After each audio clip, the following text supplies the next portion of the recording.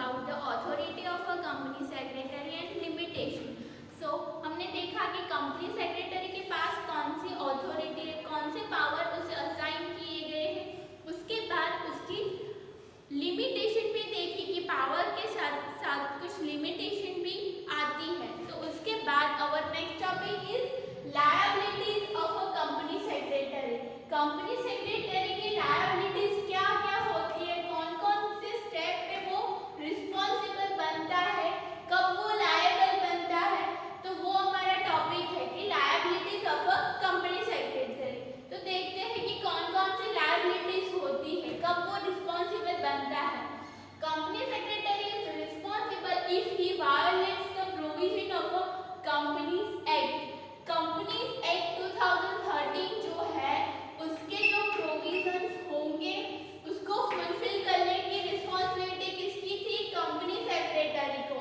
Because उसने law पढ़ा है, उसे पता है कि कंपनीज एक्ट में क्या क्या लिखा गया है. तो उसके पास वो रिस्पॉन्सिबिलिटी थी कि वो एज अ लॉ वर्क करे. तो अगर इफ वो किसी प्रोविजंस का वायोलेट करता है, प्रोविजंस को निग्लेक्ट करता है और वर्क करता है, तो वहां पे कंपनी सेक्रेटरी रिस्पॉन्सिबल बनता है कि जब वो प्रोविजंस ऑफ कंपनीज एक्ट को वायोलेट करता है. ओके, नेक्स्ट स्टेप है company secretary is responsible if he does not submit necessary document to ROC in specific time. तो ये कंपनी सेक्रेटरी की रिस्पॉन्सिबिलिटी है कि वो आरओसी मतलब रजिस्ट्रार ऑफ कंपनीज को डॉक्यूमेंट सेंड करे, जो फॉर्म होते हैं वो फिलअप करे और प्रॉपर टाइम पे करे. प्रॉपर टाइम पे प्रॉपर डॉक्यूमेंट सेंड करने की रिस्पॉन्सिबिलिटी किसके पास होती है, कंपनी सेक्रेटरी को. तो इफ वो नहीं करता है तो वहां पे वो लायबल बनता है. Then our next point is if he misuse his power और takes commission he is liable to punishment with fine और इम्प्रिजनमेंट. उसके जो पावर असाइन किए गए थे, जो अथॉरिटी उसे दी गई थी, इफ वो उसका मिसयूज करता है, वो पावर का मिसयूज करता है, तो वहां पे क्या होगा कि वो लायबल होता है पनिशमेंट के. कौन से punishment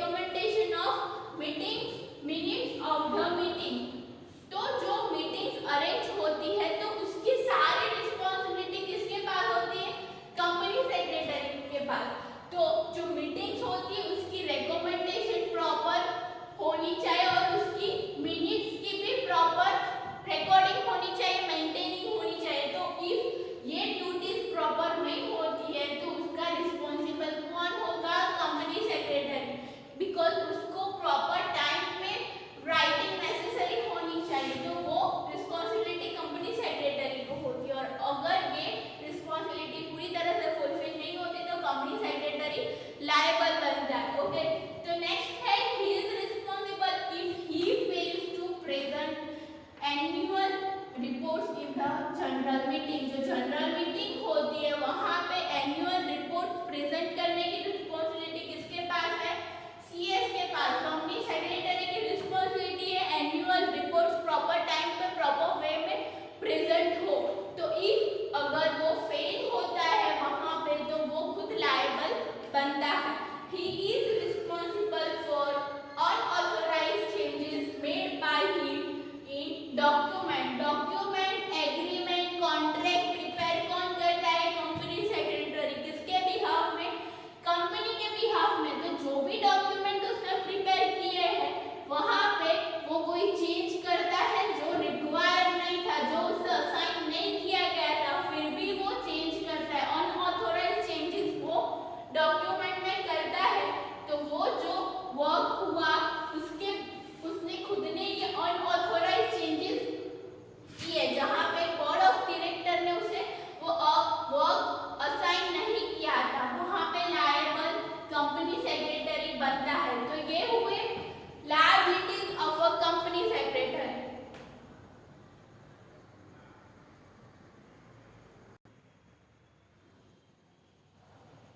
Okay students, so our next topic is termination of the company secretary. Termination मतलब जो कंपनी सेक्रेटरी के साथ उसकी अपॉइंटमेंट के टाइम पे जो एग्रीमेंट हुआ था उसका टर्मिनेशन मतलब उसका एंड होना, वो एग्रीमेंट का खत्म होना at the time of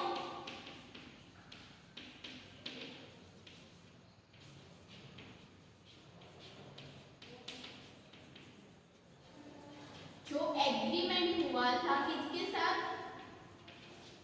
company secretary के साथ, उसका एंड होना, तो उसको हम क्या बोलेंगे? Termination of the company secretary. मतलब अब फ्रॉम दैट डे वो as a company secretary work नहीं करेगा, बिकॉज जो अपॉइंटमेंट हुआ था, जो एग्रीमेंट हुआ था उसका टर्मिनेशन होता है, वो एग्रीमेंट अब खत्म होता है, तो अब वो as a company secretary work नहीं करेगा उस कंपनी में। तो ऐसे कौन कौन से सर्कमस्टेंसेस होते हैं, ऐसे कौन कौन की सिचुएशन होती है जहाँ पे वो एग्रीमेंट खत्म होता है, वो कंपनी सेक्रेटरी अब एज अ सेक्रेटरी वर्क नहीं कर सकता। तो ऐसे कौन कौन सी सिचुएशन है वो हम डिस्कस करेंगे। तो फर्स्ट है कि डेथ ऑफ अ सेक्रेटरी। ऐसी सिचुएशन आती है जहाँ पे वो as a company secretary company में वर्क कर रहा था बट सडनली उसकी डेथ हो गई है। तो डेथ हो गई है मतलब कि अब वो as a company secretary work नहीं कर पाएगा, तो जो एग्रीमेंट था वो टर्मिनेट हो जाएगा, उसका जो एग्रीमेंट उसके साथ हुआ था वो खत्म हो जाएगा। तो अब नेक्स्ट पॉइंट है secretary is incapable of contract. तो जो एग्रीमेंट होना था, जो कॉन्ट्रैक्ट होना था, वो सेक्रेटरी उसे साइन करने के लिए कैपेबल नहीं है, इनकेपेबल है, तो वहां पे वो एग्रीमेंट खत्म होता है। Then next is CS resigns himself. वो खुद रिजाइन करता है, वो खुद वो जॉब छोड़ता है, तो वहां पे वो उसका पीरियड खत्म होता है as a company secretary. Company issue notice for termination. यहाँ पे एक तो कंपनी सेक्रेटरी ने खुद रिजाइन किया, नेक्स्ट कि वो खुद कंपनी यहाँ पे खुद उसे टर्मिनेट करती है, वहां पे कंपनी उसे निकालती है जॉब से, खुद टर्मिनेट करती है, वो खुद एग्रीमेंट कैंसिल करती है। नेक्स्ट है एनी फ्रॉड और misappropriation are done with company by company secretary. जहां पे कंपनी सेक्रेटरी कंपनी के साथ कोई फ्रॉड करता है रिगार्डिंग टू फाइनेंस और एनीथिंग एल्स और मिसएप्रोप्रिएशन करता है, कोई गलत काम करता है कंपनी के साथ, वहां पे तो कंपनी उसके ऑपोजिट क्या एक्शन लेगी? तो उसका जो टेन्योर था, मतलब कि उसका वो एग्रीमेंट था जहां पे उसे टर्म्स एंड कंडीशन लिखी गई थी अपॉइंटमेंट के टाइम, तो वहां पे जो एग्रीमेंट था वो खत्म होता है, कंपनी एक्शन लेती है उसके बिहाफ में और उसे जॉब से निकालती है। देन नेक्स्ट है negligence of duties while performing work as a secretary which our loss to company. जो वर्क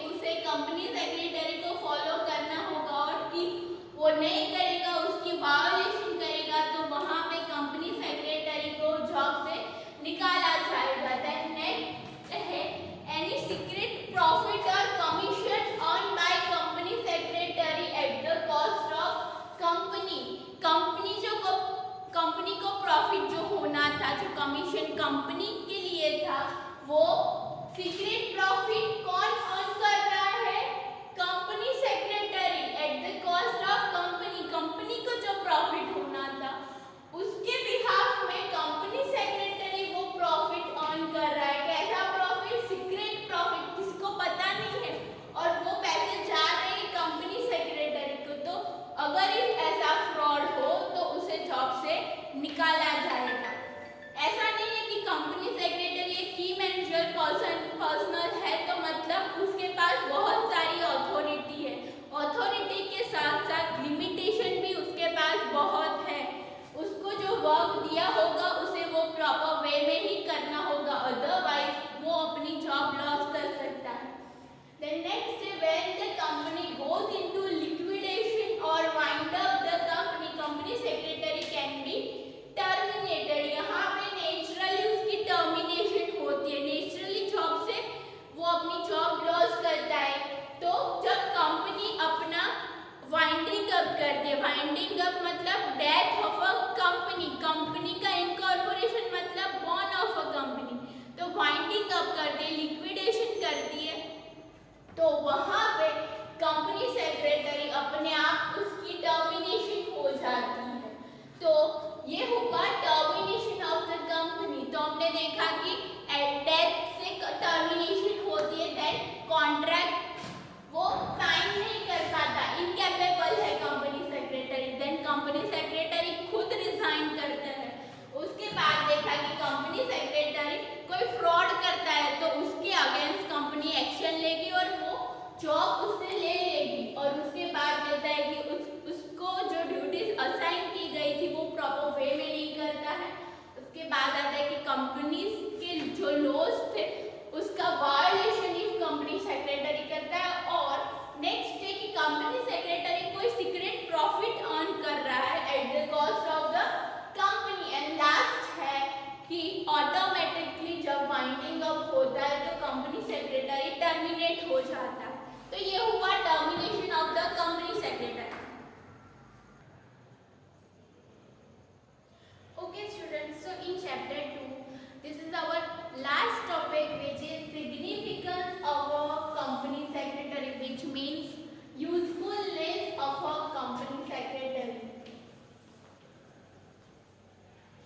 और importance of a company secretary in a businesses। हमने अब तक देखा कि कंपनी सेक्रेटरी की क्वालिटीज, क्वालिफिकेशन क्या होती है, अपॉइंटमेंट कैसे होती है, लीगल प्रोविजंस क्या है, उसकी ड्यूटीज क्या है, फंक्शंस क्या है, तो वो सब हमने देखा। Then it is our last topic, that is importance of a company secretary की। कंपनी सेक्रेटरी का इम्पोर्टेंस क्या है? अब तक हमने सिर्फ उसकी ड्यूटीज, रिस्पॉन्सिबिलिटीज डिस्कस की है, अब उसकी यूजफुलनेस डिस्कस करते हैं कि in a company formation ownership and management is different. हमने देखा कि कंपनी जो होती है, बिजनेस जो होते हैं, उसका ओनर कौन होता है? तो वो होता है शेयर होल्डर। जो शेयर होल्डर्स होते हैं वो उसके अल्टीमेट ओनर्स होते हैं। और जो बोर्ड ऑफ डायरेक्टर्स होते हैं वो कौन होते हैं? वो होते हैं इलेक्टेड पर्सन्स। बिजनेसेस में पर्सन्स इलेक्ट किए जाते हैं जो कि बोर्ड ऑफ डायरेक्टर की तरह वर्क करते हैं, जो मैनेजमेंट देखते हैं कंपनी का। तो हमने यहाँ क्या देखा कि बिजनेसेस में, कंपनी में ओनरशिप डिफरेंट होती है एंड मैनेजमेंट डिफरेंट होता है। मैनेजमेंट कौन हैंडल करते हैं? Board of director. While businesses में ओनर्स कौन होते हैं? तो शेयर होल्डर्स अल्टीमेट ओनर होते हैं। यहाँ पे शेयर होल्डर एंड मैनेजमेंट मतलब कि ओनरशिप एंड मैनेजमेंट दो डिफरेंट थिंग होती है, दोनों अलग पार्टीज होती है। और कंपनी सेक्रेटरी क्या करता है? तो कि इन दोनों के बीच में एक ब्रिज बनाता है, एक लिंक बनाता है। तो company secretary share holders and board of director के बीच में एक लिंक की तरह वर्क करता है। बोर्ड ऑफ डायरेक्टर यहाँ पे मैनेजमेंट हैंडल करते हैं, वाइल असली ओनर्स होते हैं शेयर होल्डर। तो कंपनी सेक्रेटरी दोनों के बीच में एज अ लिंक वर्क करता है। Okay, and he has the knowledge of various laws, technical facts and he has vast experience to prove to be friend, guide and a philosopher. तो company secretary को laws की knowledge होती है। यहाँ पे management board of director करते हैं, but उन्हें नॉलेज नहीं होती है लॉज की इतनी। तो कंपनी सेक्रेटरी जो होता है वो बोर्ड ऑफ डायरेक्टर को गाइड करता है regarding to various law, company के जो प्रोविजंस होते रिगार्डिंग टू दैट वो गाइड करता है। और उसका जो पूरा एक्सपीरियंस है company secretary, he prove to be friend, वो अच्छे फ्रेंड की तरह वर्क करता है शेयर होल्डर के साथ, एम्प्लॉइज के साथ वो गुड रिलेशन बना के रखता है। He help in information of policy conveying of shareholders meeting and provide information to them. Okay, जो फॉर्मुलेशन होती है पॉलिसीज की, स्ट्रेटेजीज की, तो वो बोर्ड ऑफ डायरेक्टर करते हैं। यहाँ पे मैनेजमेंट कौन हैंडल करता है? तो board of director management handle करते हैं, तो फॉर्मुलेशन भी वो करते हैं। बट कंपनी सेक्रेटरी उन्हें एडवाइस करता है, गाइड करता है। एंड जो मीटिंग अरेंज होगी शेयर होल्डर की, बोर्ड ऑफ डायरेक्टर की, तो वो मीटिंग अरेंज करने की सारी रिस्पॉन्सिबिलिटी कंपनी सेक्रेटरी के पास है। और जो मीटिंग्स होगी उसमें इंफॉर्मेशन भी कंपनी सेक्रेटरी शेयर होल्डर्स को प्रोवाइड करता है। तो जो इम्पोर्टेंट इंफॉर्मेशन होगी वो कंपनी सेक्रेटरी शेयर होल्डर को बताता है। तो यहाँ पे वो एक लिंक की तरह वर्क करता है। तो कंपनी सेक्रेटरी बिजनेस में बहुत इंपॉर्टेंट है। Board of director directly share holder से बात नहीं करते हैं। He fulfil his duty as administrative head by providing guidance, inspiring employees. Company secretary हमने देखा कि एक की मैनेजर पर्सन है, वो कंपनी में सेकंड पोजीशन होल्ड करता है। तो उसकी वजह से उसकी बहुत सारी ड्यूटीज होगी, उसको बहुत सारे एम्प्लॉय से वर्क लेना होगा। तो उसके लिए उसे कोऑर्डिनेशन, उसकी कम्युनिकेशन स्किल अच्छी होनी चाहिए। वो सबके साथ प्रॉपर वे में बात करना होना चाहिए, सबके साथ रिलेशन उसके अच्छे होने चाहिए। तो वो एज अ एडमिनिस्ट्रेटर दूसरे एम्प्लॉय से प्रॉपर वे में वर्क लेगा और उन्हें इंस्पायर करेगा, उनसे अच्छे वे में बात करेगा, तो उनको भी इंस्पिरेशन मिलेगी और उनका कॉन्फिडेंस लेवल हायर होगा। Maintain good relation with banker, creditor, employ, board of director, government authority. यहाँ पे कंपनी सेक्रेटरी एक पब्लिक रिलेशन ऑफिसर की तरह वर्क करता है। सबके साथ उसे कॉरेस्पॉन्ड करना पड़ता है on the behalf of a company. तो कम्युनिकेशन जब वो सबके साथ करता है कंपनी के बिहाफ पे, तो वो अच्छे वे में करना चाहिए। ये एक इम्पोर्टेंट थिंग होती है ताकि कंपनी की इमेज भी अच्छी बने, मार्केट में उसकी गुडविल इंक्रीज हो। तो वो जो भी पार्टी से कम्युनिकेशन करता है, एम्प्लॉइज हो, क्रेडिटर्स हो, कंपनी के सप्लायर्स होते, बैंकर्स होती है, दूसरी फाइनेंशियल इंस्टीट्यूशन होती है या फिर गवर्नमेंट अथॉरिटी होती है, तो सबके साथ उसे अच्छे रिलेशन बना के रखने होते हैं ताकि कंपनी की गुडविल इंक्रीज हो। देन है he fulfil all the legal requirements of the company and help company to turn into professional personality. Company क्या है? एक आर्टिफिशियल पर्सन है, वो कोई ह्यूमन बीइंग नहीं है। कंपनी एक आर्टिफिशियल पर्सन है। तो यहाँ पे कंपनी सेक्रेटरी को सारे लॉज पता है, वो एक प्रोफेशनल पर्सन है। तो यहाँ पे कंपनी सेक्रेटरी जो भी लीगल रिक्वायरमेंट्स होगी कंपनी की, उसके बिहाफ में वो वर्क करेगा और कंपनी को हेल्प करेगा कि आर्टिफिशियल पर्सन में से प्रोफेशनल पर्सनालिटी बनने के लिए एक आर्टिफिशियल कंपनी है, तो उसमें से टर्न होके वो क्या बनती है? प्रोफेशनल पर्सनालिटी बनने के लिए कंपनी सेक्रेटरी कंपनी को हेल्प करता है। He contributes in the development of country. Company secretary company के लिए, पर्टिकुलर कंपनी के लिए वर्क करता है। इफ कंपनी का डेवलपमेंट होगा तो इकोनॉमिक डेवलपमेंट होगा, तो अल्टीमेटली कंट्री का डेवलपमेंट होगा। तो हमने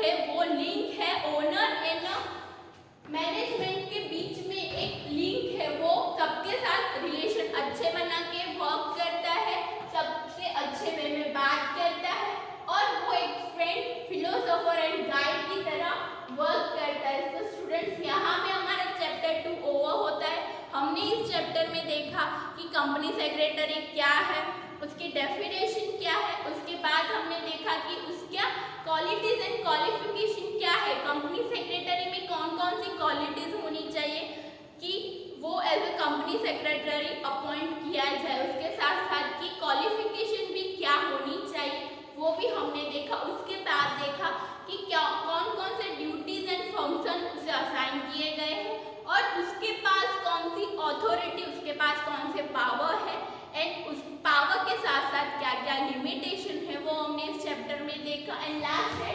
सिग्निफिकेंस ऑफ कंपनी सेक्रेटरी की, उसका इम्पोर्टेंस बिजनेसेस में क्या है। Thank you.